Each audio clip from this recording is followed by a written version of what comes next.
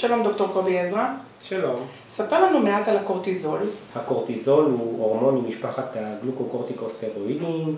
בראש הקבוצה הוא הקורטיזון והקורטיקוסטרון שמופרשים בכמויות משמעותיות גבוהות יותר בהשוואה ליתר התת קבוצה הזאת של הגלוקוקורטיקוסטרואידים. מה קורה שיש לנו עודף קורטיזול?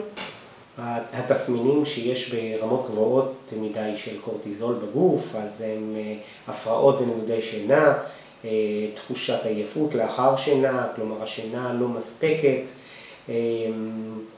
עלייה במשקל שאינה קשורה בשינוי בהרגלי החיים, השמנה במרכז הגוף בעיקר, מה שנקרא קושינג סינדרום, שזה בעיקר השמנה בבטן ופחות בגפיים, גפיים רזות השמנה במרכז, בטן, מותניים וכו'.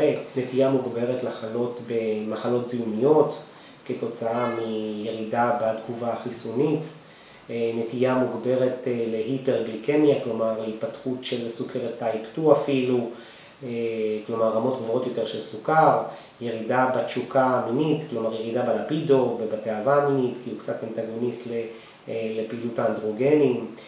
שינויים בפעילות מערכת העיכול שעשויים להתבטא בעצירויות שלשולים וכאבי בטן וכאלה תגובות, עלייה בדופק ונטייה מוגברת לחרדות ודיכאונות כי זה הורמון סטרס ומוגברת הנטייה לדברים האלה. מהן השפעות הלוואי של הקורטיזול? כן, מהן תופעות הלוואי של הטיפול בקורטיזון או בעיקר כשמדובר במינונים של טיפולים במינונים גבוהים של קורטיזול, אז הוא גורם לדיכוי בפעילות מערכת החיסון ולכן יש נטייה מוגברת להתפתחות מחלות, לכן הוא גם משמש כטיפול במחלות אוטואימוניות, שמחלות שמערכת החיסון מזהה את רקמת הגוף כפולש ואז היא תוקפת אותו, אז לכן הדיכוי הזה מסייע לטיפול במחלה. התרופות במשפחה הנ"ל משמשות לטיפול במחלות דלקתיות עקב הפעילות האנטי-דלקתית של הקורטיזול.